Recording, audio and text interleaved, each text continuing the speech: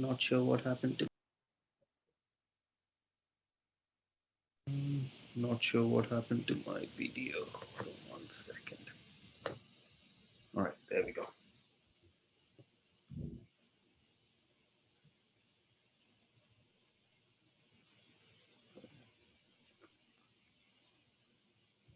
Not at home today, so this is a slightly interesting situation for me.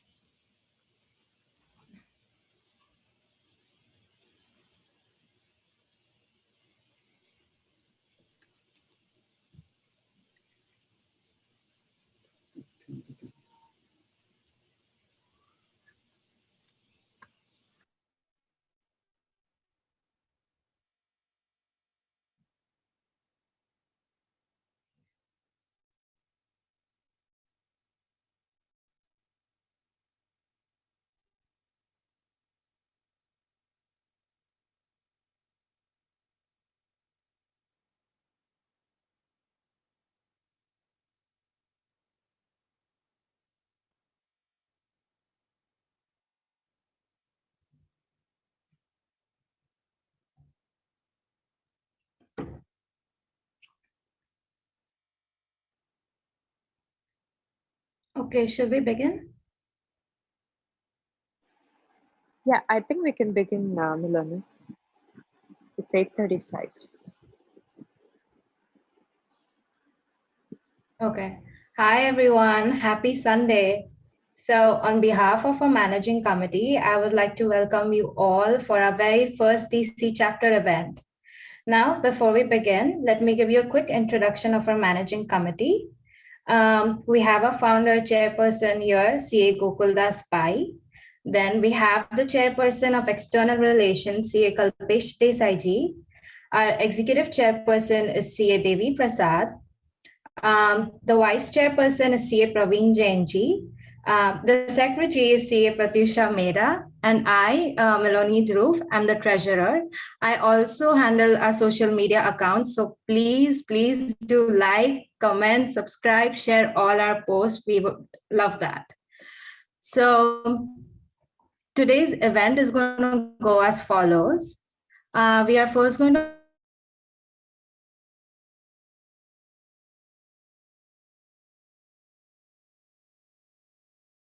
and then if time permits, we can also have discussion on the latest ICAI news and whatever else you guys want to discuss about. I would also ask everyone to please mute their Zoom settings. Okay. Also, please do share your membership number with CA Devi Prasad to gain CPA credits. Without further ado, I would like CA Gokuldas Pai to share our DC chapter updates. Thanks, Miloni. I'll not take much time. I'll just quickly give a brief introduction because I see a lot of interest from other chapters and members across India and other parts, and also many non-members also joining this event. And as time goes, I'm expecting many others to join.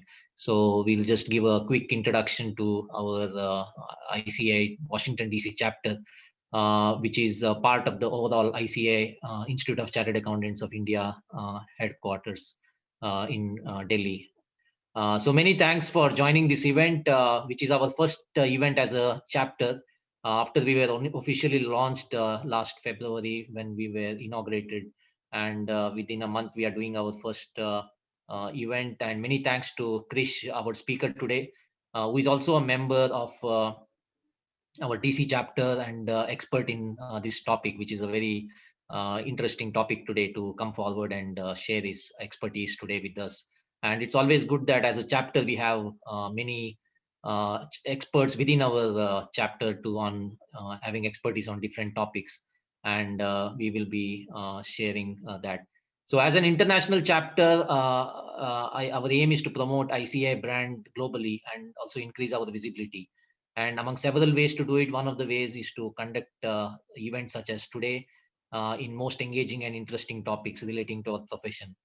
So we are still as a chapter because we are new and organizing ourselves, but our objective is to have audience not just among ICAI members, but several interested professionals across industries, so that everyone knows what chartered accountants are and their field of expertise, which today is not just in traditional fields such as taxation and auditing, but CAs are today in several transformational fields as well, like AI, cybersecurity, ERP, many digital technologies, and also old things like public policy and also taxation investigations and those. So our aim is to involve wide range of stakeholders, have many events on several interested topics, and show technical competence and promote our members in industry and elsewhere. So we have multiple events in our pipeline, and exact time dates are being worked out. After today, we'll be doing frequent events, and then as Miloni said, please follow us on our social media page, especially LinkedIn. Maybe at some point Miloni can enter the link in the chat box, and you can follow us for any latest updates and our other events. So that's about it. And other update, not just from our chapter but across ICAI, is that ICAI has been exploring opportunities to collaborate with the renowned international universities, including Ivy Leagues. So as a chapter, we are also having various discussions with universities across, but this is ICAI initiative, and they are in talks with to upgrade skills and have some specific executive education programs just for ICAI members, tailored with some of the Ivy Leagues. And even in US, ICAI is doing that. And so I don't know, ICAI has sent a survey form to all the members. Today is the deadline to enter the survey. So if you have not done that, you can do it. I'll send the link in the chat box. So all members who have not taken the survey can take this survey. And yeah, so that's it. And our other updates we will keep posting on our social media. We also have a website, ICAIDC.org, which will also post events and other updates, so you can also visit that. And many thanks to Devi Prasad, who is our in-house web designer, who has been building this website, which is still in its initial stages, but our website will, because as I said, we are just 1 month old, but as we go, we'll have more contents and interesting stuff in website. And there are many other things planned, like newsletters and other collaborations with other professional bodies. And so there are a lot of things pipeline. So stay in touch, and please follow us on social media, and we hope to be more interactive and having more such events in future. So with that, I will end, not taking too much time, and I will hand it over to Miloni. Thank you. Thank you, Gokul, for sharing your insight and vision and giving us the update on our chapter. As you mentioned, we do have exciting events and stuff coming up, so please follow us. Now we have our esteemed member, CA Krishnamurthy, giving us a speech or talk about cybersecurity trends. So CA Krishnamurthy has over 2 decades of experience advising C-suite executives at large organizations, and he has presented at several events for IIA, ISC2, ISACA, amongst others, on cybersecurity and risk management. So I'm pretty sure this talk is going to be very informative. I'm going to hand it over to CA Krishnamurthy now. Thank you. Thanks, Miloni. Can you guys all hear me all right? Yes, okay. we can. Yeah. So my internet connection is a little interesting today. So in case I drop off, I ask Gokul to call me so I can hop right back on. All right. Yeah. Good morning, everyone. So I will go ahead and share my screen first. And as I do that, I do want to take a quick minute to thank the chapter. I mean, this is great to be part of a chapter in the US. You know, the way the whole thing started for me was Dhwani reached out on LinkedIn, and then I found out about the chapter. I got in touch with a few folks. So all the work that you're doing at the chapter level, not just in the DC chapter, but overall and back home, it is really great, because we have a huge diaspora here, so having all of you and making the connections is awesome. So, all right, so without much of ado, can you guys see my screen? Yes, it's Yes, visible. yes. Perfect. All right. So when I was talking to Gokul, one of the things I mentioned to him was I could do a quick presentation on cybersecurity, because cybersecurity obviously is a topic we hear about every day. We see it on the news, but we did something different here. So I'll call this cybersecurity in English, not cybersecurity in technology. So to keep things simple, what we did is, or what I did here is I put together a brief agenda. Change the slide. So what I want to do is let's put things in context. Let's try and understand what it is that we're talking about. And then let's get a little deeper into what really happened. So more than anything else, I have a lot of stories to share here. These are discussions I've had with my clients, stuff that I've seen, work that I've done, bringing it all together. And then we can finally end it with, I have a quick demonstration of some of the things that we do when we go look at cybersecurity. So these are ideas you can carry back. And overall, I would say the content is not technical. It is not geared towards a technical audience, in the sense we are not getting into settings and computers and servers and that kind of stuff. This is more at a thought level, because cybersecurity, more than anything else today, impacts everybody. And fundamentally, it is a way of thinking. It is a way of operating. It is not just a tool or a technology thing that we play around with. So as we work through this whole stuff, you will see that, and as we explore this stuff, you'll see that how this impacts us personally, how it impacts the organizations we are involved with.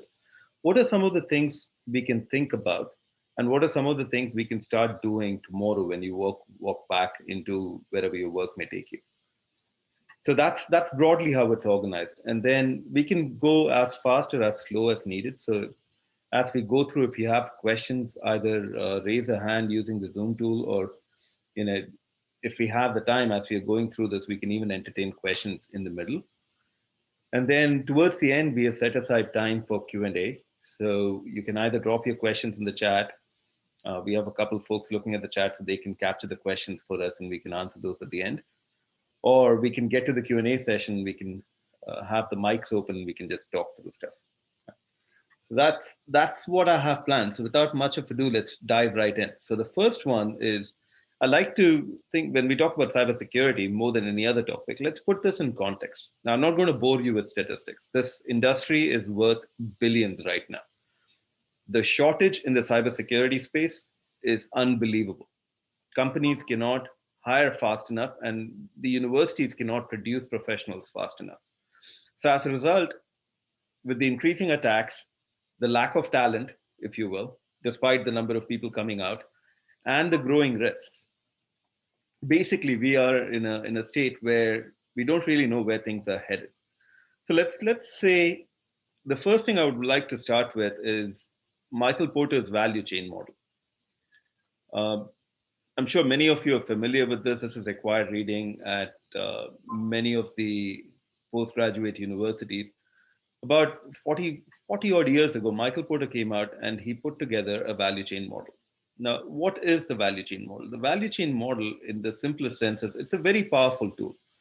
And what it does is it takes an organization, and Michael Porter's words to this is that he calls it a disaggregation. So it breaks the organization down into various strategic areas. So if you look at the diagram on the screen, and you can find this and read more about it on the internet, but basically it says there are support activities, there are primary activities, and the way an organization does this drives value to the customers. All along, this model has been used to improve business. Now, let's talk about how we can use this to understand cybersecurity risks further. So take a second, if you will, and think about the firm infrastructure or the HR. These are the support functions, right? The technology pieces to it, and then the procurement pieces. And just think about, if you were in an organization and you're either in IT or audit or finance, and you are impacted, what real impact will that have to your organizations overall?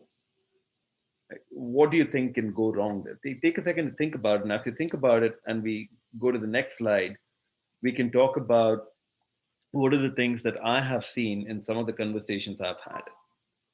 All right, so let's move to the next slide. So typically, maybe going back, I would say about 15 odd years ago, or maybe even about 20 years ago, when I joined PwC in India way back in early 2000s, we had a practice that was called IT security.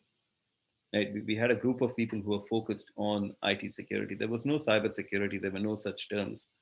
And what those people did mostly was they tried to break into systems. They did ethical hacking exercises. They did something called threat and vulnerability analysis. And all the discussions there, the stakeholders, the people who signed off on those contracts, were within the CIO CISO organization.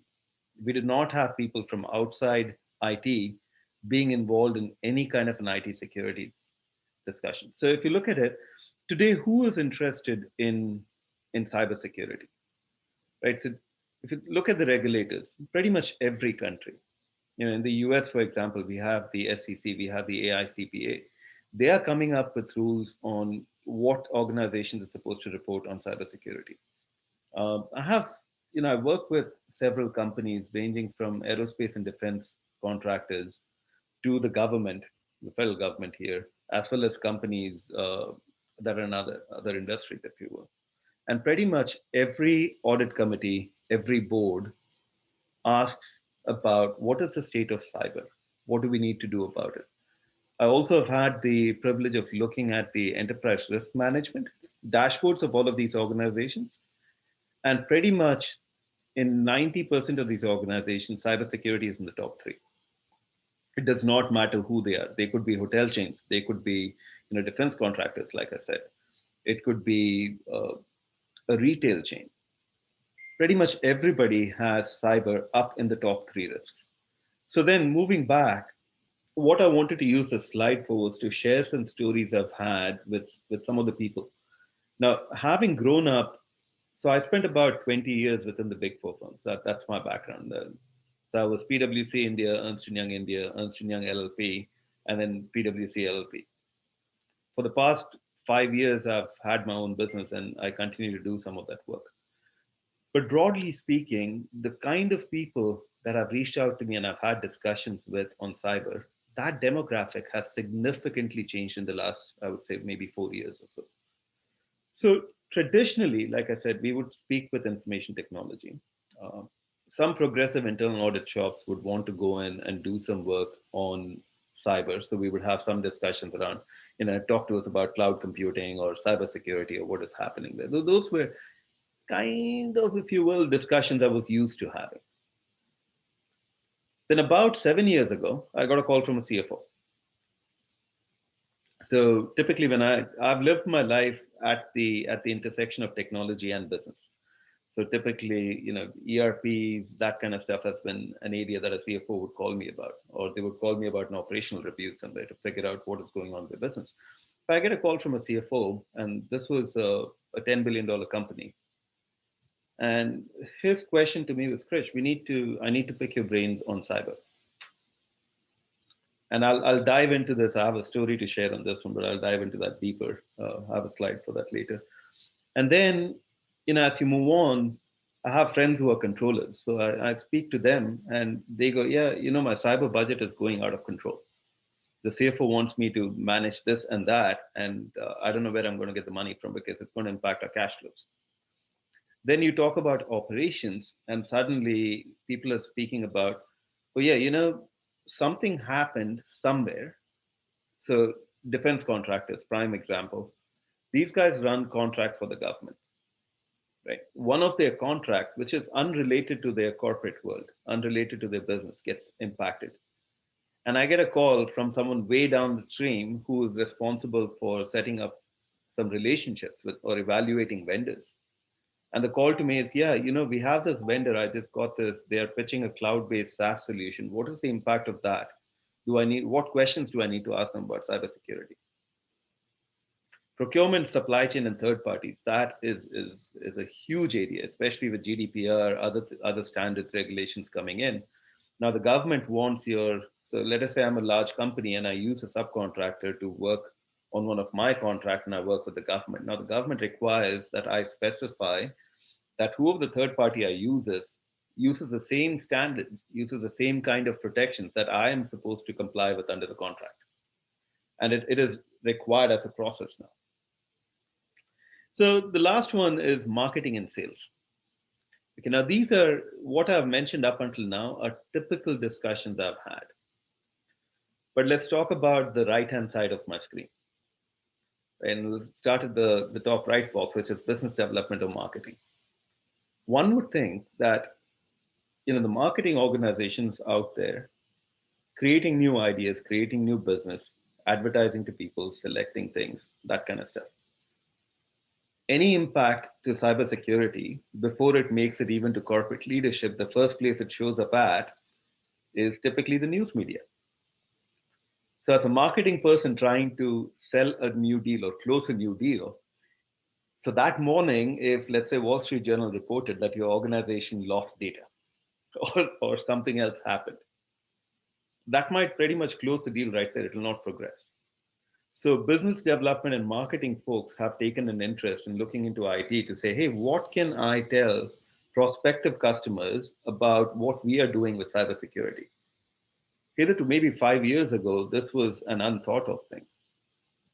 Internal audit now is being formally asked by boards and committees. In fact, 3 of my clients have set up a technology and IT security committee, or technology and the cybersecurity committee. The role of this committee is to oversee what they're doing. And the reportees, the primary reportees to the committee are either the CISO or the CIO, the CIO is running shop, and the chief audit executive. These 2 people are the primary reportees to that committee. So there is obviously a lot of movement there. All right, one last thing before we move off this slide. The most unexpected call, if you will, if I can use that word, the most unexpected call I got was from the general counsel of a company one day. And this is a $16-17 billion company, really large. And it was awkward in a sense for me because I was supposed to be meeting someone. This was about a year and a half ago. Usually when I'm around my clients, I'm in a suit and a tie. That particular day I wasn't. I was just supposed to be a casual lunch meeting. And we're sitting down at lunch, having lunch, and the chief audit executive, she goes, well, Krish, so this morning I got a call from so-and-so, the general counsel, and he was asking me about this stuff. In fact, he just texted me. I told him I was having lunch with you, and he texted me right now to see if you have time to meet. So I ended up in the general counsel's office of a $16 billion company without a tie, which is funny enough itself because he didn't notice that. But more importantly, the discussion was, what is our organization doing about incident management? I believe our CISO and our incident response team does not have a sound incident response plan. Now, if I were to walk into any CIO CISO's shop today, or maybe even 5 years ago, and tell them that they didn't have an incident management plan, I would have been thrown out. Because that is something pretty much every organization claims to have. But when we walked in and we had a discussion about it, we found what the general counsel was so worried about. So let me tell you a little bit about the general counsel, just as a slight side story. So that man has been in the industry for 30 years. He's one of the leaders in that space. He has worked across some of the largest companies. He's also a stand-in for the CEO. So should something happen to the CEO, he's going to run that company. That's the kind of person we're talking about. And oh, by the way, the one area he knows nothing about is technology. So let us assume that company had a major incident which made its way to the newspaper. Let us assume, let's take a simple example. Let's just say that they lost some data, right? someone came in and stole some data. Now the general counsel is going to be faced with, let's think about it, lawsuits from people, right? Dealing with customers, probable contract failure or contract non-compliance, dealing with the actual issue, media, like what are you going to say in the newspapers, how are we going to respond to it, and finally, how are we going to fix it? All of this stuff is going to fall flat into the general counsel's lap. And this is one area he knows nothing about. So, in other words, some of the conversations, I'm calling it interesting for lack of a better term, these are more nightmares than anything else for organizations. But if you really think about it, the way cyber has progressed in the last, I would say maybe about 5 to 6 years, suddenly there is a lot more visibility to what the impact of such a disruption can be, what this can really do to organizations, how it can really disrupt your business. So in the past, if you think about business continuity, people wrote some plans. It was all about, yeah, this data center goes down, this location goes down, people go operate out of there, someone's going to connect there, or we are going to recover from our disaster this way, our DR plan takes care of it, yada, yada, da, da, da. Now, if you talk about, let us say, confidential emails getting leaked out, suddenly the continuity of your business is at stake because of a cybersecurity event. This even today, if you go back to your respective companies, if you have access to your business continuity plan, open up the business continuity plan and do a simple search for cybersecurity event. I can assure you most organizations have not linked the two. And as leaders in your respective walks of life, this is I cannot even put a value to the amount of impact you can have just by asking that one question. Hey, have we thought about our business continuity? Should we have a cybersecurity incident? If you're consultants, you're auditors, you are management's advisors, you operate in those roles, again, ask the question. If you're in the finance controllership organization, pick up the line item for business continuity planning and then ask the question of the CIO CISO organization or the business continuity organization to say, hey, this is the budget we have for business continuity. Does it take into account cybersecurity events? So the advantage, obviously, of, I shouldn't call it an advantage, the impact of cybersecurity having such a wide-reaching impact is that you can also pick up any thread and find your way back to the core questions you need to ask. All right. So let me move to the next slide. And let's talk about certain events, incidents, and reactions. I have some stories here to share more than anything else. So the terms on your screen right now are some of the commonly known terms or uncommonly known terms related to cybersecurity events or incidents. And each of these things has provoked multiple reactions in different organizations. So we'll quickly talk about these things. So denial of service. A denial of service is, let us say, Amazon.com. This is never going to happen, but because these guys, they're on top of their game. But you can never say never in the cybersecurity world. So let us say Amazon.com goes down, your app stops working. Okay, and it takes them, let us say, 2 hours to get it back up. How much business will Amazon lose? Just, millions of transactions are going to not go through because Amazon thrives on, if you listen to Jeff Bezos talk about Amazon, he talks about how quickly can I get someone to click the buy button? Because the philosophy there in sales is if I can get you quickly to click the buy button before you've really had time to think through if you really need what you want to buy or not, chances are you won't buy it. So it's a convenience of clicking that buy button, which is what drives their business. So if they have a denial of service, if someone blocks their services, they cannot sell their stuff. And given the amount of inventory they hold and the amount of inventory they move every hour, we're not talking days, weeks, months, we're talking every hour, every minute. Every minute can potentially cost them a huge business impact because their logistics chain will be thrown off. And whatever they could not process in those 2 hours is now going to add to a backlog, which cumulatively is going to make life really difficult for them. It is similar for a lot of other organizations too. So denial of service is basically where people can go in and block things off. Now, denial of service, also put that right on top because it is closely connected to business continuity and disaster recovery. So if you want a question to ask when you ask about business continuity or disaster recovery, the first one to ask is, hey, what happens if we have a denial of service, if our services don't work. And denial of service does not have to be a storefront. It does not have to be Amazon.com. It could be email. What happens if our corporate email goes down for 3 hours, 5 hours? How long do we have before it is strategically going to impact our business? All right, let's move to the next one. Malware. Now, malware, back in the day, we used to talk about viruses. And even today, when we talk about it, most of our computers, we run antivirus software, something to keep bad things out of our computers so nothing breaks. But that being said, malware is a software which looks like it's doing nothing or it's useful, but it may be able to do a lot of different things, including assisting breaking down your entire network or taking over your entire device. So as a simple example, for those of you that probably downloaded the Zoom client today for the first time, or you go to a website and says, yeah, you need to download the software to use this website. And you just click allow, it's done, we're in. How do you know what the software is going to do? Because in most cases, that software is going to ask to install itself.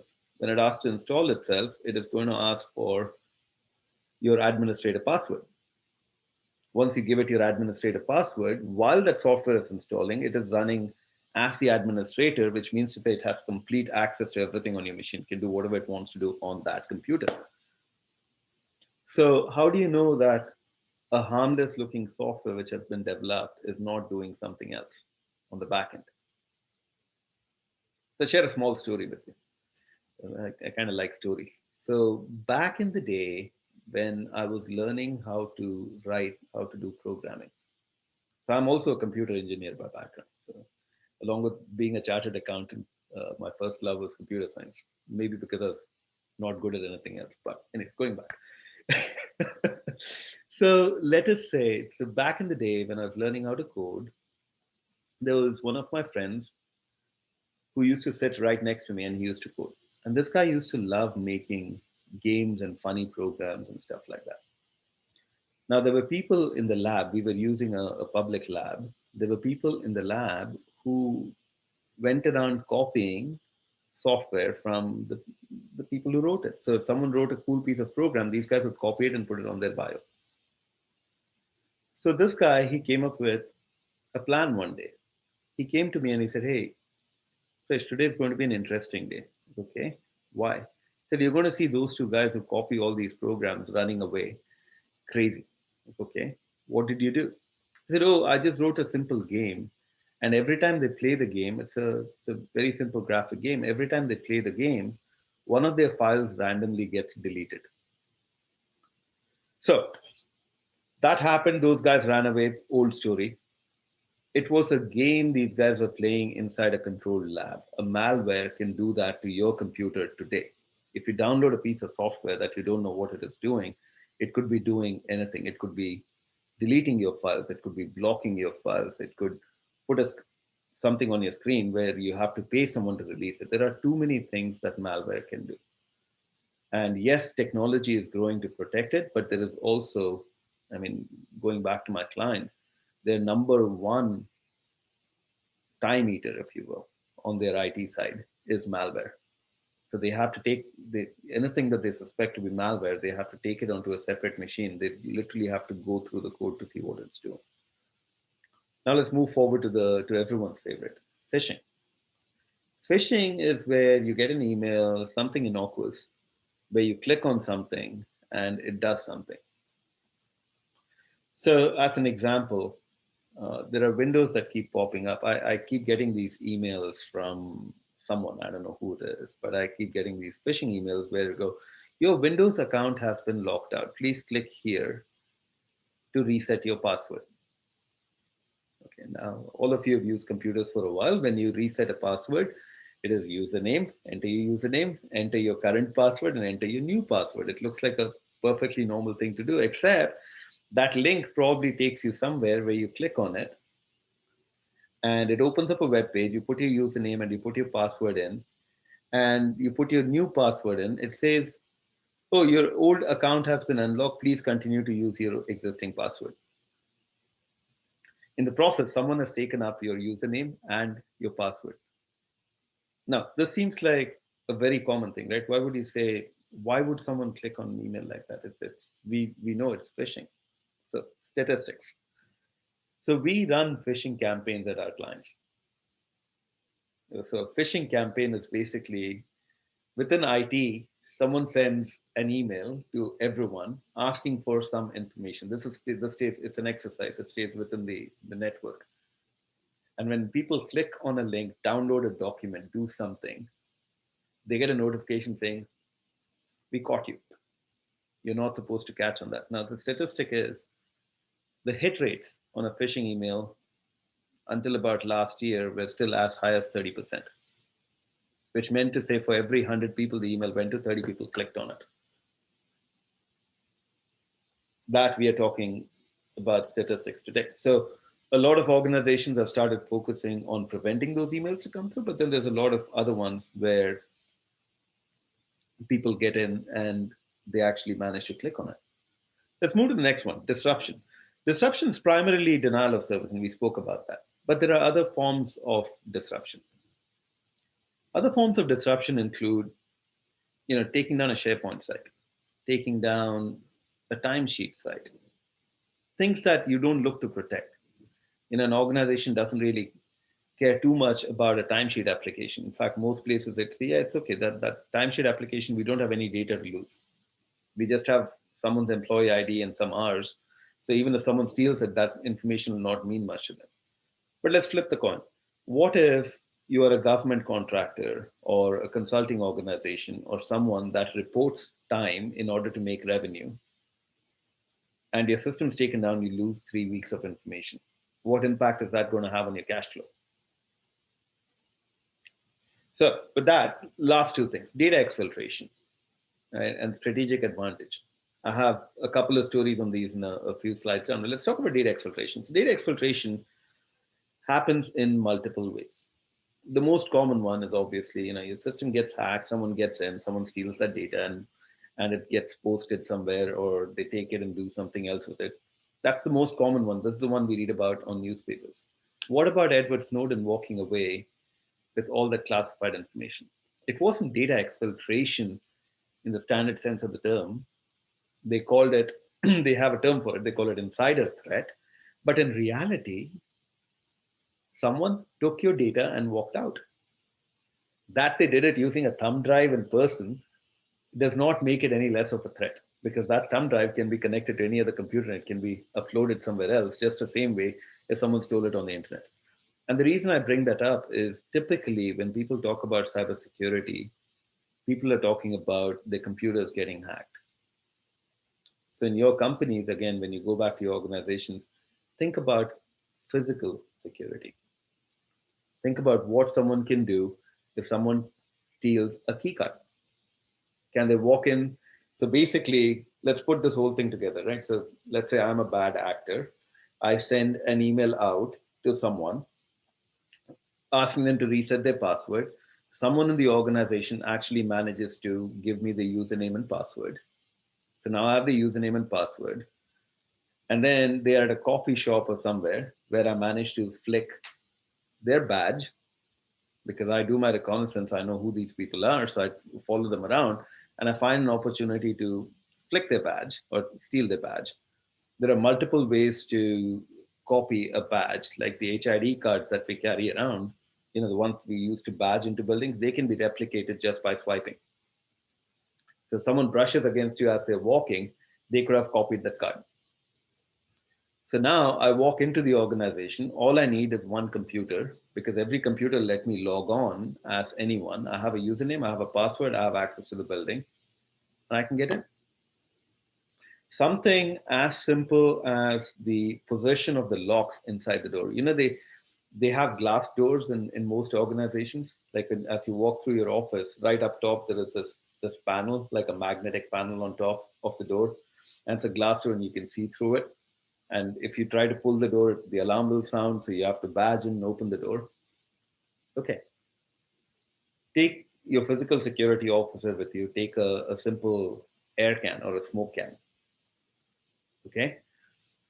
put that pipe on it, slide it through between the glass doors, and spray that smoke. I'm sure there is a sensor which catches where people are, and that'll unlock the door. You don't need a badge to get in. So things like this, these are not made up stories. Everything that I've shared with you right now is something I have personally had discussions about or have been personally involved with. These are realities. These are things that are happening around us today.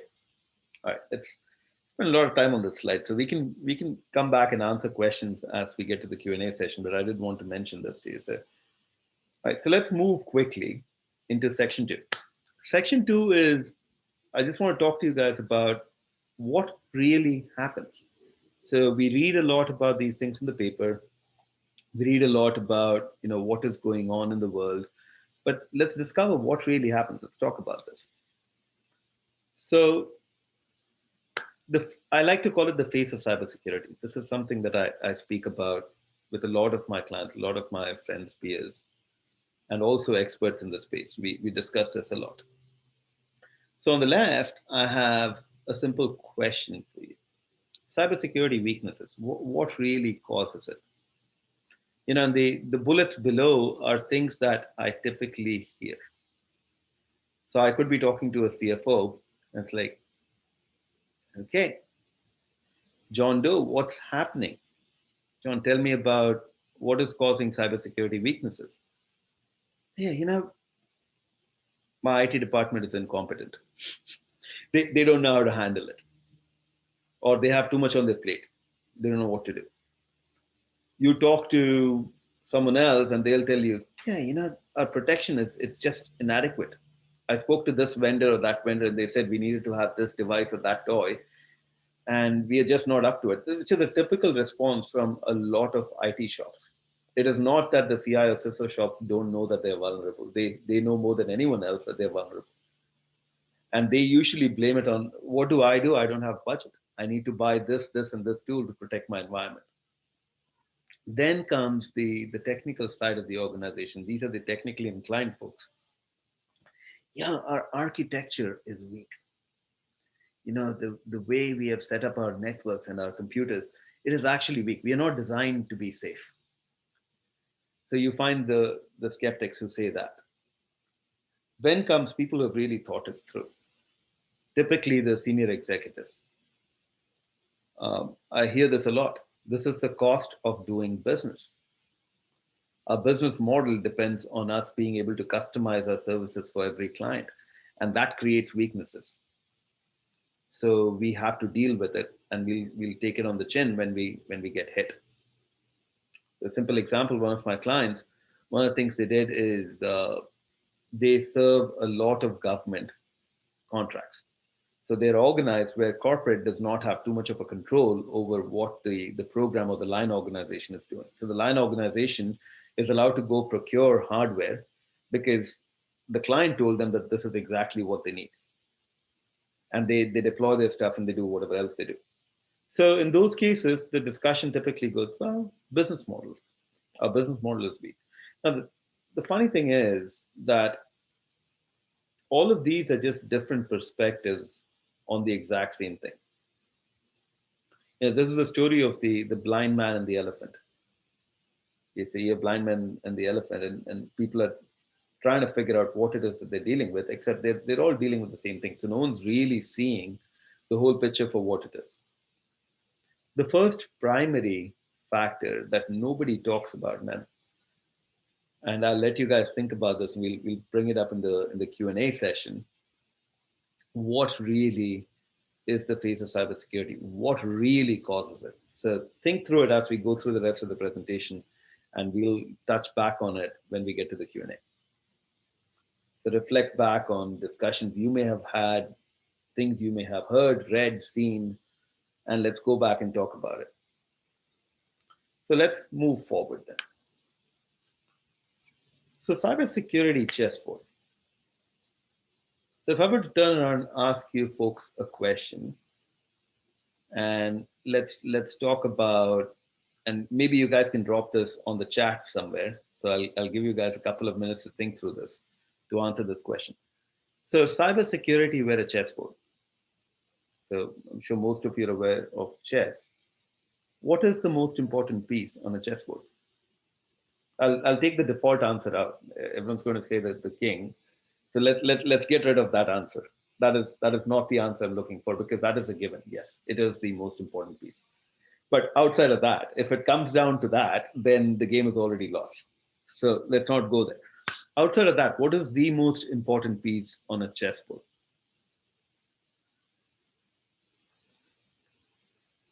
That's a good answer. In terms of a game, if you will.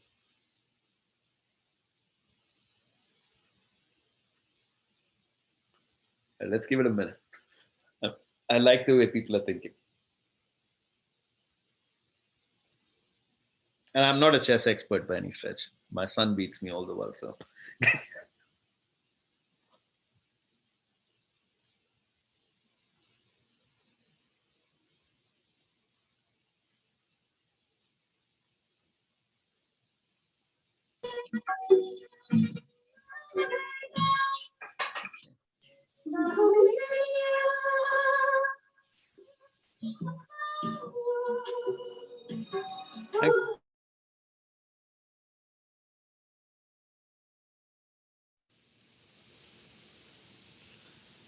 So what I've learned, or what I've been taught, is the most important piece on a chessboard is the one you don't want to lose. So if you lose that board, that particular piece, the whole game unravels. And that piece could be any piece depending on the situation of the game. So in other words, it depends. The problem is that cybersecurity is exactly the same. You talk to different organizations and you ask them different questions, and they'll tell you, yeah, our network, our firewalls are the most important one. Oh, our HR database where we have all this PII sitting is the most important one. Our intellectual property data stores are the most important ones. And they could all be right. It could all be true. Yes, those are the most important ones. But at the end of the day, they may be protected just because a completely unrelated element somewhere else is holding it all together. And if someone attacks or gets through that one thing, then the whole game unravels. So coming back to the mindset, then the important thing is to understand what exactly are you trying to protect, and what are things that are working in your favor, and more importantly, what are the things that are not. So from a cybersecurity standpoint, as you look at your enterprise, you look at your network, that probably becomes more important than anything else. I have a small story on this. Plenty of stories. So if I'm boring you guys, you can type in the chat, and I'll go back to other things. So I have this client, brilliant. Okay, they have taken the network, they've broken it into zones. So they have names for their zones. They call their zones home, safe, and the wild, wild west. And I'm not making this up. They have three zones. One's called home, the other one's called safe, the third one's called wild, wild west. Because wild, wild west, anything goes. So anytime they have a problem child, they pick them and they put them into wild, wild west. So as a result, what is happening is that any problem children, any dangerous connections, everything else, it gets its own space in wild, wild west and does not impact the rest of the organization. And everything was great until they realized that they had contractors and people who would only work in the wild, wild west, but they had to submit their timesheets. It all boils down to timesheets. So because timesheets are tied to revenue, that's how they make money. So one fine day, someone decided it'd be a really smart idea to let people log in to the timesheet application from whatever computer they were using. And so people are very happy they could start putting the timesheets in, except now they opened the one door that was never existent before between the wild, wild west and the rest of the enterprise. Within a week, their safe zone was compromised and they had to shut everything down and clean. Now, they did have a really good IT team, so they were able to catch it as soon as it happened. There was no damage done, there was no harm done, but the number of attacks into their safe zone went up by 600% plus. So the person who leads that incident response team is a very good friend of mine, and he and I, we talk a lot about these things. And when we were talking, he said, "Krish, you won't believe what happened. Someone on the business side decided it was a good idea to open this door up, and now I have to clean up this entire network. We caught it, we blocked it, but it is a real threat." So just want to use the example of what I said, that something completely unrelated, a business decision, could expose you to a significant cybersecurity threat. No cybersecurity presentation would be complete without this customary slide. So let me talk about this really quick and move on. When we say that someone is breaking in, someone is hacking, you get compromised, what really is happening? So think about your house or a safe area that you have that you want to protect. How is someone going to break in? There's going to be no difference between what you see here and the most sophisticated cybersecurity attack that you will see in terms of steps. The difference will be patience and persistence. So reconnaissance, which is recon, the first step, is first of all, find out what is behind the curtain. Try to collect as much information as you can on the weaknesses. And what I've put out here, I have a story later down that we'll touch on, and you will see how this applies at a very different level. You would not be able to directly make the connection, but stay with me on this one. So reconnaissance is to find out what lies behind the curtain and capture information on weaknesses. What exactly is going on? The second step is to get in. When I say get in, it could be inside a system, it could be inside a network, it could be inside a building, it could be inside a social network of people, it could be in a group, it could be whatever else you want to call it. So find a way to get in, because getting in gets you more information. That's the only purpose for getting in. It's got nothing to do with breaking anything. Because if a cat, let's say, breaks into your house through an open window or something, you'll know there is a cat. It's going to go around dropping things and moving things, and small things are going to break. You'll know that it's there. But if a burglar were to get in and the burglar's intention was not to harm you, but to find your most treasured possession and take it, the thing they're going to do best is to not let you know that they have the ability to break in. That's what getting in is. Once they're there, then the next step is to find the keys. I call it the keys to the kingdom. We can call it by any other name, but literally find the keys. These could be usernames. These could be passwords. These could be, other mechanisms, connections of getting in, and find other doors to open. So when they get the keys, they're just testing the keys on different doors and ascertaining where they can get in. Now, the interesting thing about the diagram is that it's kind of an iterative diagram. So when you do your reconnaissance and you get in, your reconnaissance continues as you're trying to get into other places. Once you get in and you find the keys, you're still doing your reconnaissance based on the visibility that you now have. And now you're trying to get into other places and you're trying to find other keys. And finally explore. See what is where. The funny thing is that in this whole thing, I haven't spoken about what they're doing once they're in.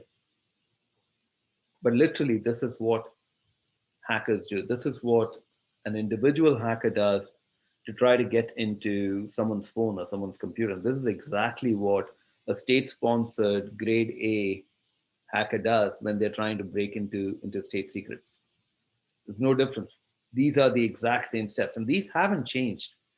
What you see here as a methodology is more of a thought process. This has not changed in at least the 20 plus years that I've been seeing this. All right. So let's move on and talk about how stuff happens. So this is where this is basically a slide with stories on it. So I just have some more stories to share. So let's talk about motivations and motives.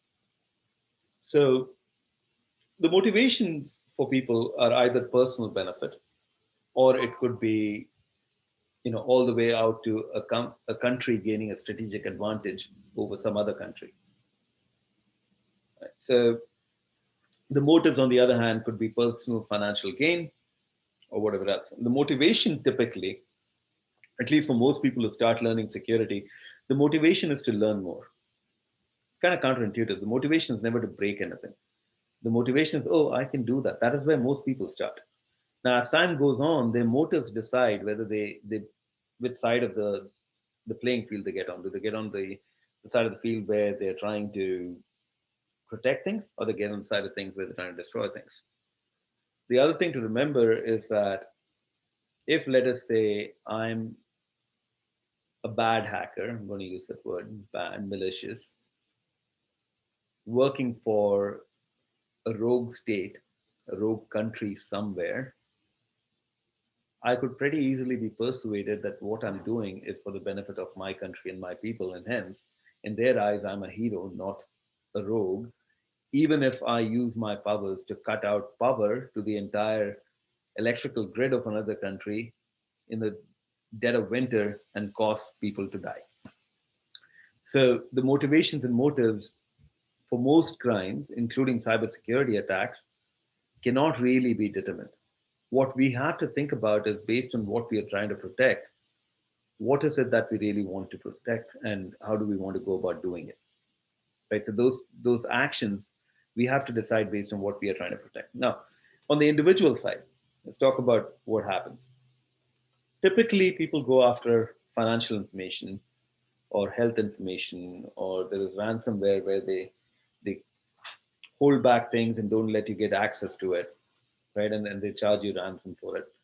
But most of the individual attacks are usually, and I say this carefully, usually based on another individual on the other side of town trying to gain a personal benefit.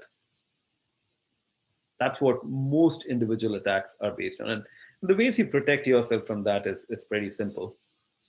Hard to do, but simple in thought. Anyways, so don't download software from stuff. Make sure your passwords are blah blah blah. And there are plenty of recommendations, all of that stuff that you can follow. The most important thing here, if you will, do not write your passwords down on a piece of paper, no matter what you do. Um, you know, maybe in a socially isolated COVID world right now, you're a little bit more safer than you were before. But at the same time, make it a habit not to write that stuff down and use different passwords for different accounts. So personally, what I do is I categorize my usernames and passwords by what's on those websites. So typically, if it is a website that I have no financial dealings with, they don't have my credit card, I'm not buying anything. It could be a forum, it could be whatever else. I don't mind using a common password there. But on the other hand, if it is a bank account, if it is, a work account, then I make sure I have multi-factor authentication, and I make sure there are notifications set up. I do things to protect myself. Moving forward, let's talk about organizations. Now, we spoke about some of the types of attacks. Typically, why do organizations get attacked? This is to disrupt them, to exfiltrate data, to get to their financial property, their intellectual property, or for financial gain. So if you think about organizations, these are common motives for why they would get attacked, right? So effectively, I'm trying to get in, I'm trying to disrupt my competition, or I'm trying to prevent them from gaining a competitive advantage somewhere, or they have some information that I think is useful. This is, typically what they call APT. I don't know if you guys have heard of APT. Stands for Advanced Persistent Threat. The most important word there is it's persistent. So there's someone who's sitting and going on doing this, doing this for as long as years without really breaking anything, because they want to get all they can get. And until they get the very keys to the kingdom, they're not going to let you know that they're there. And then there is intellectual property. Oh, I have a patent, I have something else, and now I want to go steal it. And financial gain is, again, similar to the individual, someone launching a ransomware attack or something else. So I have a person in one of my communities. I think his company is about $300-400 million company, like a really small company. And he does work with the government. He got hit by a ransomware attack sometime last year. It cost him, I think something, he was telling me, close to $3.5, $4 million to recover from that. Because they didn't pay the ransom. The government recommends that if you get hit by a ransomware attack, you should not pay. But they ended up having to rebuild their entire infrastructure.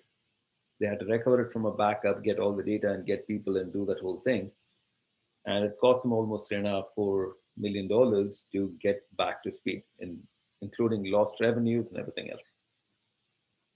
So there is a little bit of a financial gameplay, ransomware kind of stuff happening even in these enterprises. And the reason it happens is in a lot of these cases, these companies do not have access to highly qualified or highly paid talent on the security side. So most of the times they have IT guys who are doing their work. Now let's get one click further and talk about countries. This is all over the news, obviously. There's cyber warfare, there's economic gains, there's infrastructure disruption, there's political unrest. There's a whole slew of things that countries use to do this. Let me bring this whole thing together now. So what I'm going to share with you is something that I was personally involved with from 2009 and saw it develop into something that I could have never imagined in, I guess, 2017 or 18. So a brief history of about 8 years, and we'll try to crunch it into 5 minutes. All right, let's move forward. And this section will be quick, so then I can turn the last 15 minutes back to you for questions. All right, so there are 3 things that I want to talk to you about here. So the first one is, and these are, again, stories from the field. We've covered a lot of these things. The well-protected enterprise.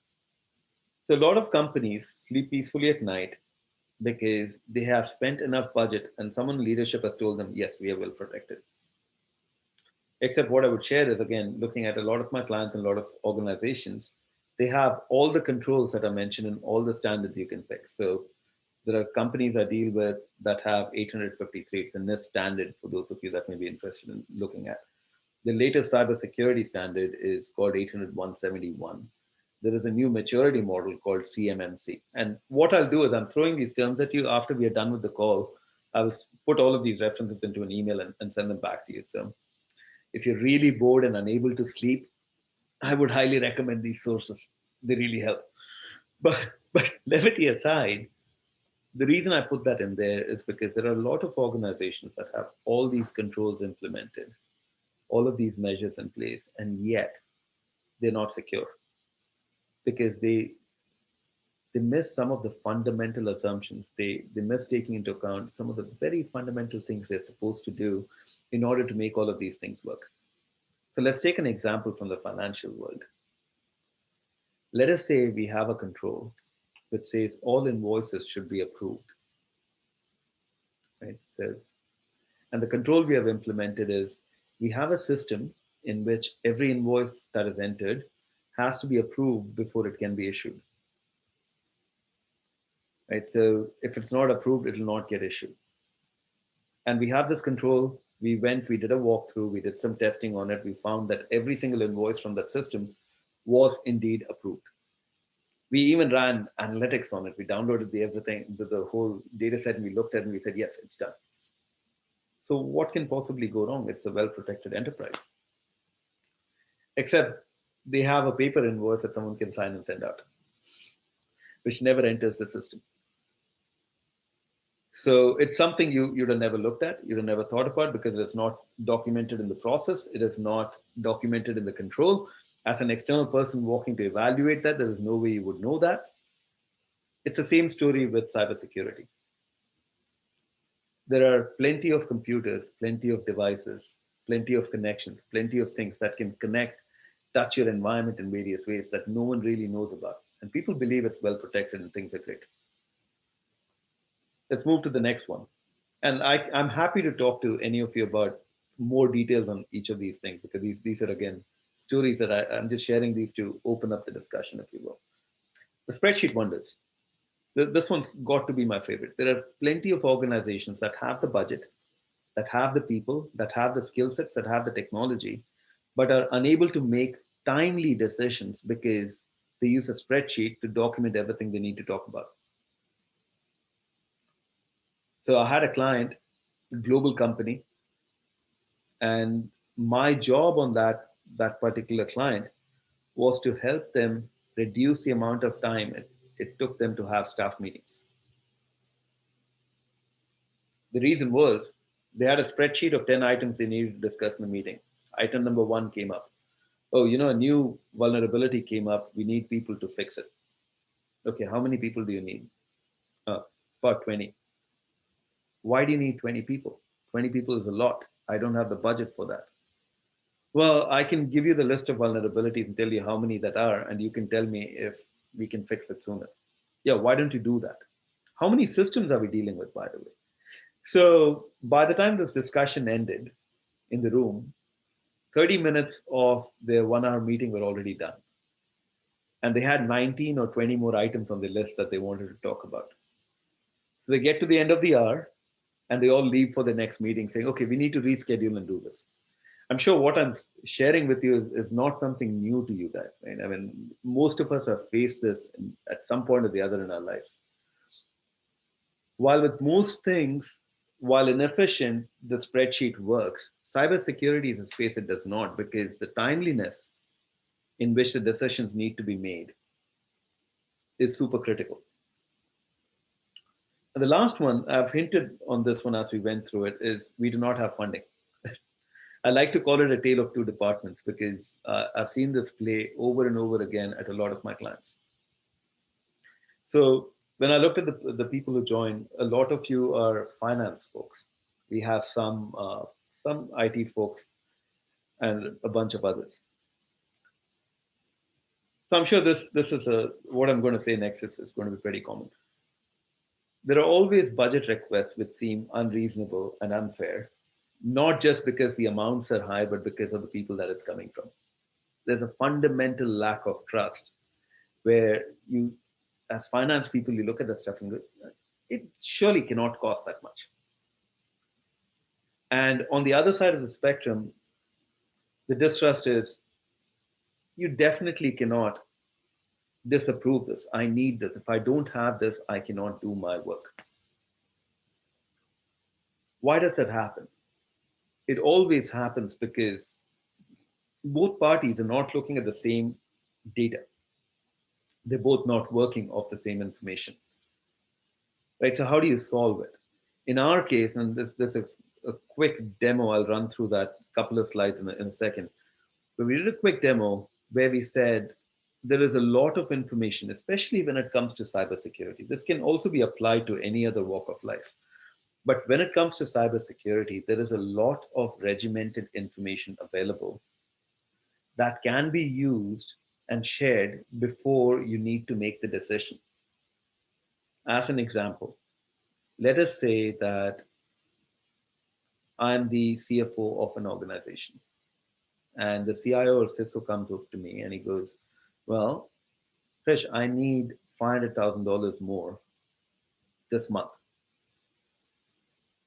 Okay, John Doe, why do you need $500,000 more? Because I'm going to have to go find it somewhere in my budget. I don't have it ready.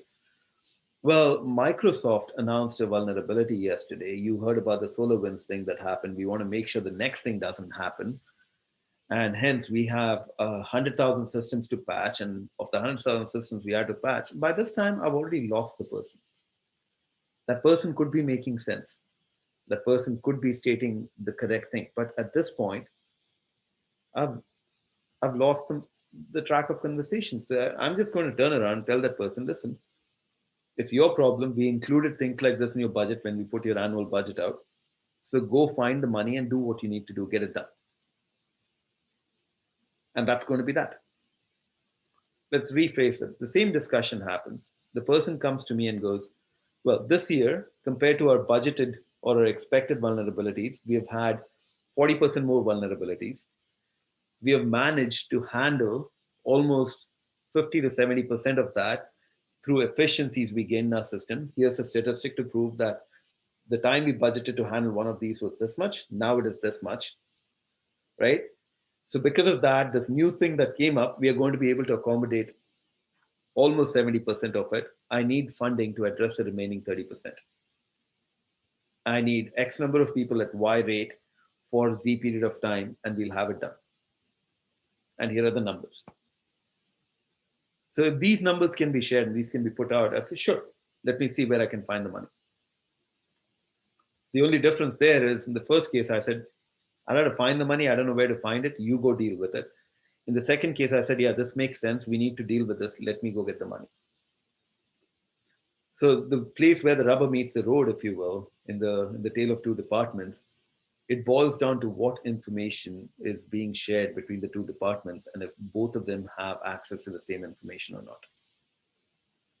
I'll let you guys think about that for a second. As I really quickly, let me move to what I call the role of data. All right, let me know if you can see the screen. If you're able to see the screen, it's a really simple domain on how, it's a simple diagram on how companies can measure their different risks. The first graph you see, it's just a little ugly thing put together. But literally all we are looking at is we're looking at different types of risks here. We are seeing external risks, environmental risks, control monitoring risks, personal risks, and operational risks. What you see here is a typical dashboard that a lot of companies put together. The one thing about this dashboard is it gives you nothing. I can click on things, I can make things move, and I can say, oh yeah, this moved over time. It's fancy graphs and stuff, but it doesn't give you anything. Let's look at another one.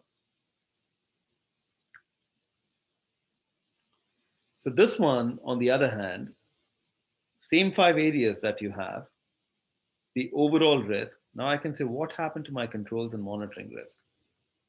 What happened to my environmental risk? What happened to my external risks, operational risks, and people-related risks? And what is really causing it? So I can actually go down here and say, okay, well, my personal risk kind of went up here. And the reason it went up is because during these 2 months here, someone checked out the ID for way too long, or someone had privileged access for way too long. The point I'm trying to make is this is data. We don't have to dive into how this came to be or what it is, but there is data available today within the IT environments that can be leveraged so people can have a sensible discussion about it at an executive level without getting into too much detail.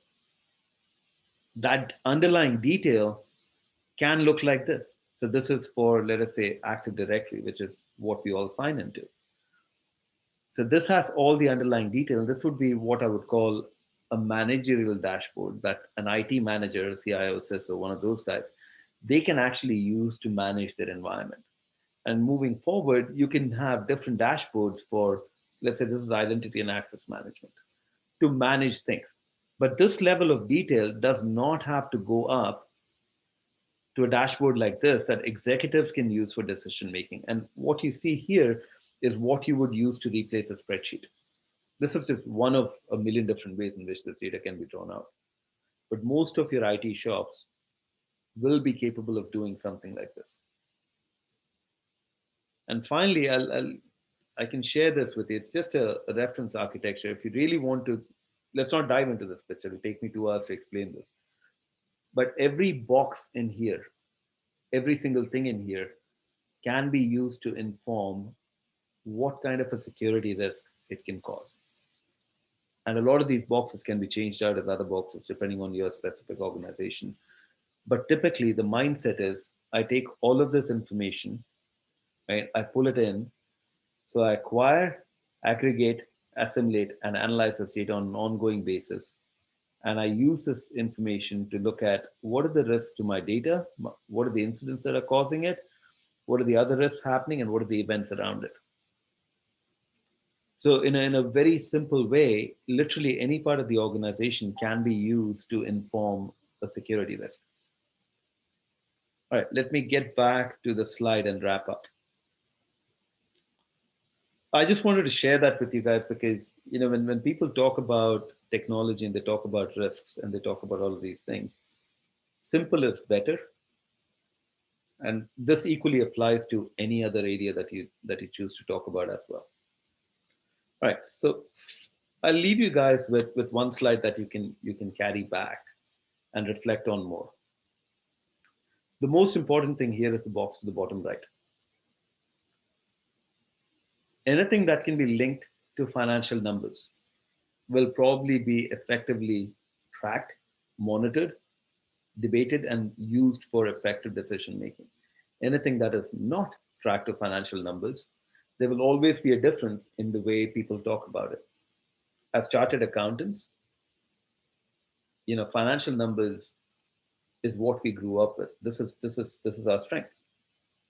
So as you look at cybersecurity, it's definitely something I would recommend to everyone. You should all look into cyber, and you should all look into learning more about it and doing something about it. But as you look to cyber, and this is another common question I've been asked, I want to learn about cyber, where do I start? Do I go do the certification, or do I do something else? I would say start with your financial numbers. That is our strength. That is what we bring to the table. That is something, we are people who are taught to look at a balance sheet at a distance and figure out what is wrong with that company. We don't know everything about operations. We may not know everything about manufacturing. We may not know everything about our supply chains, but we definitely understand and see numbers when we see them.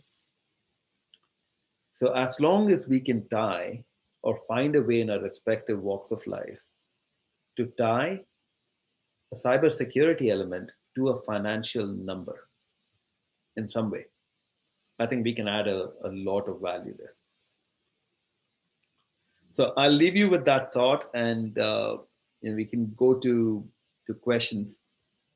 I know went a little over, so Gokul, Miloni, you can tell me how I'm doing on time.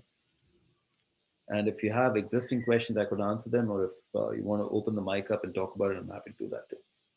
Thank you. Yeah, you're good. Let us all give a big virtual hand to CA Krish for a fantastic talk. Really, thank you for sharing your knowledge and the interesting conversations as well as the stories. We really enjoyed that. I had actually never thought to check for a cyber security incident in our business continuity plan. So thank you for that insight. And also your analogy on cybersecurity chessboard was really thought-provoking. I really appreciate the simplicity with which you explained, especially the anatomy of hack. I don't think I'm ever going to forget that. And I think I'm always going to imagine a burglar or a cat trying to break in. And there were so many little nuggets of information that has for sure benefited everyone who joined our event today. So let me open the floor for discussion or questions that the members have. I see one question from Wilson Raj. So his question is, how secure is blockchain technology? And considering the fact that eventually fintech will move to it sooner or later? So blockchain, Wilson, thanks for the question. And I think there's a question above it, and we'll get to it just in a second, Anu. So Wilson, I'm not a blockchain expert by any stretch. I can find someone to answer that question in greater detail, but I'll tell you what I at least know or have experience about blockchain. So the risks with the blockchain are, the blockchain is a public ledger system, right? So by definition, it is a bunch of ledgers that no one really controls, and hence no single person has an authoritative right over any given data source. So effectively, you cannot change data unilaterally. If you do that, it is going to impact, it's going to stand out. It's not going to reconcile.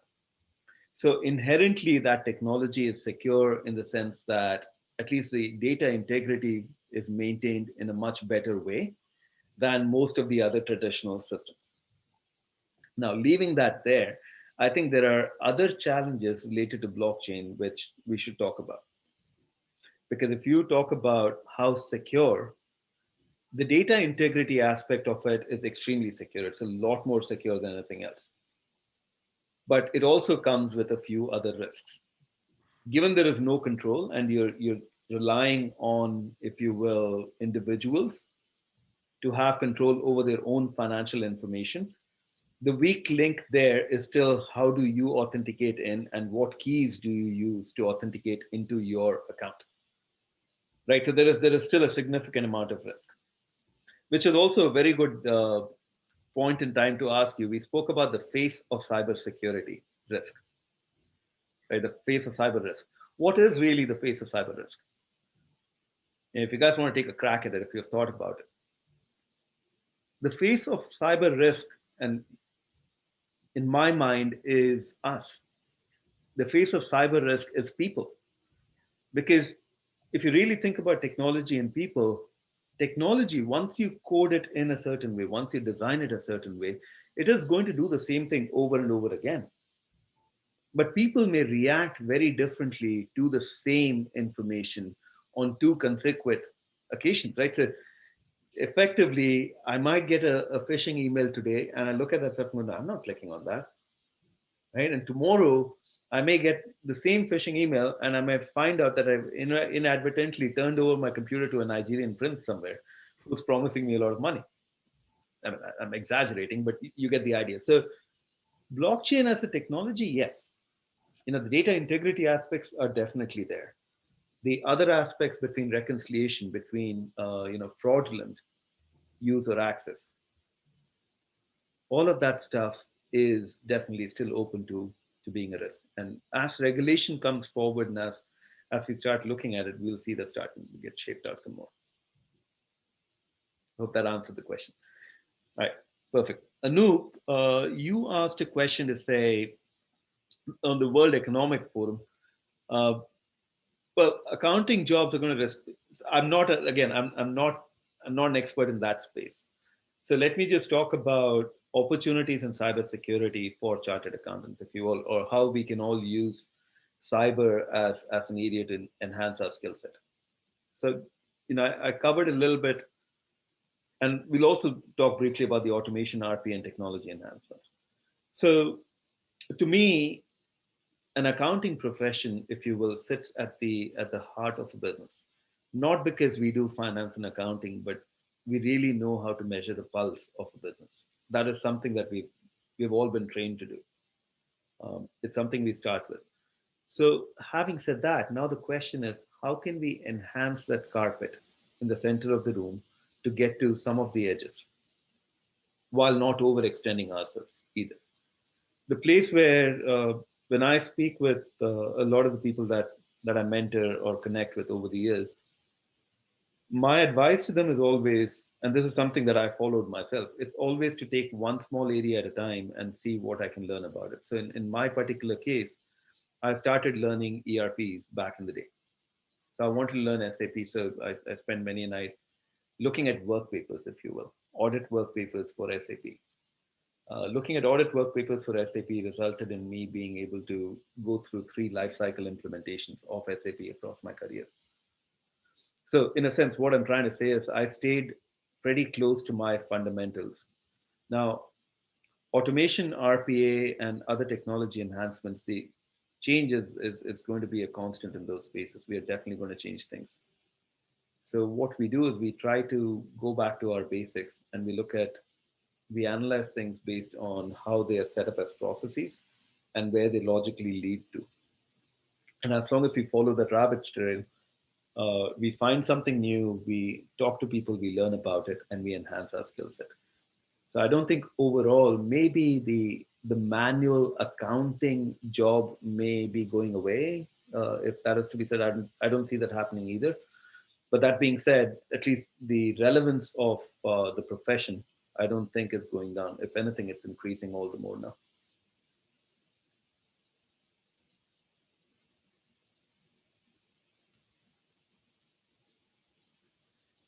Okay, so Pragnesh said, aspect of mitigating risk if an unfortunate event happens. Yes, absolutely. We did not cover that at all in the slide, so thanks for bringing that up. Yes, so mitigating risk through insurance is definitely one way that companies are choosing to do this, because even if you do have the best cybersecurity access, if you will, the best cybersecurity protocols, it's still does expose you to this. Yes, sir. Thanks for raising that.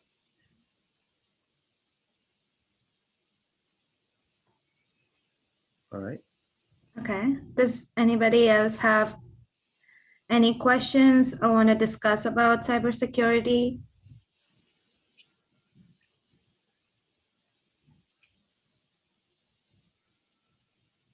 Well, thank you again, Krish, for the most engaging conversation. I'm going to hand it over to our chairman, Gokul, for any concluding remarks. Yeah, let me go back on mute.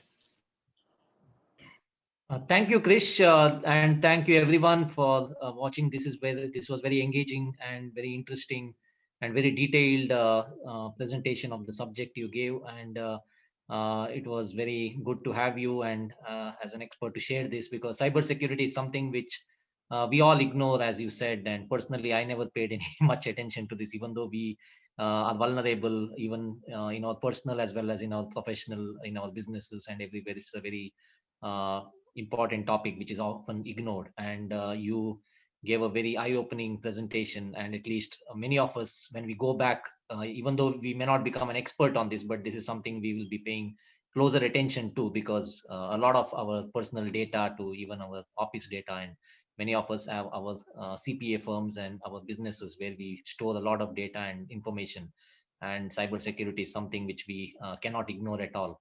And thank you for bringing this and sharing your thoughts and experience with us. And I'm sure we will get back to you, because you are from our chapter and we are always count upon you. But thank you very much for joining, and thanks everyone for joining. It's Sunday, and I do not want to spend and for many of people joining from India, it's already late, and thanks for staying, and we'll hope to have more such events in future. And if you have any feedback or suggestions, you can always contact us. Miloni has already shared our social media page. We also have an email ID, admin@icaidc.org, where you can give your feedback. And I think the CPE website of Institute also has feedback form where you can send your information, but you can directly get in touch with us through our social media feed or our email or even our website. We have the contact details there. And thank you for joining, and hope we will have more engaging events in future, and all will be able to join. Thank you. Perfect. Thanks, Gokul. Yeah, thank you, everyone. Thank you, Krish. Thank you, Krish. You're welcome. Thanks. Thank you everyone go ahead. for organizing this. Oh, of course. All right. Thank you, Krish. Yeah, you got Great information. Great information, Krish. We have to see lock ourselves, in cybersecurity. Thanks, Krish. Of course. I'm happy to share more as time goes on. We'll find some other opportunities to deep dive into things. We can go into things. The biggest challenge one we face here is when we are doing any cybersecurity, we don't know whom we are teaching. He could be one of the hackers, turn out to be one of the hackers. So when we are, that is one of the biggest challenge we have faced in many of this thing. That kind of thing you are leaking out, and we have very low level things, which comes back. Like if you talk of it, they just the cleaners change your desktop keyboard, which has a memory chip. So you log in. As you log in, in the morning, 10 o'clock, you log in. First thing you're going to do is to log into your whatever software. Next day they come, that old keyboard is taken and your own keyboard is replaced. They sit back and you have now the password. Correct. Now second thing, now this happened with one of the banks where they had these branches. So in a remote area, what they did from the router, they took one wire outside from the bathroom. So in the evening, they could go to their machine. Now you already have the password of the staff. Right. And you are doing. Now currently there is work from home. So the timings were discarded. And also because work from home, people are sometimes using personal. So they said, okay, no check on the IP address or MAC address or anything. So this went on for a long weekend, and in 3 weeks, almost $500,000 worth of financial transactions were done. So, I being an insurance surveyor, so we are the ones who are, so this was a very interesting subject for us, because this is a new insurance, cybersecurity insurance, which is being used. So yeah, we would like You to can really, Pragnesh, because I didn't bring this up on the call. So Bank of America got hacked. I think it was about 3 years ago. The losses were in about billions, and what they found out was they actually used the cameras. The cameras that they have in the top of behind the cashiers. This thing, yeah, they used the yeah. cameras to look at what people were typing. And the Oh. picked passwords from there, and and nobody to date, that is one of the unsolved cases. No one really knows who did it. Yeah. Nobody knows who did it. And what these things happened because of the limitation of the hard disk storage, there was no regulation on how many days data of the CCTV camera was to be stored. After incidents like this, the new regulation has come. Banks are supposed to keep at least 90 days of CCTV data available. Yep. No, it is. This is a crazy space. Pariji, I'll message you later, and we can talk. Just Sure. an email. This Sure. is Sure. other things I know. But this is Thanks, and of course. enjoy your day. Thanks, Pragnesh. Thank you. Thanks. All right. All right, folks. So I'll drop off. Yeah. I'll go ahead and drop off now. Yeah, I think. Yeah, thank you so much again, Krish. Thank you. Appreciate it. Bye. All right. And I'll send you guys the slides and other things so you can post it.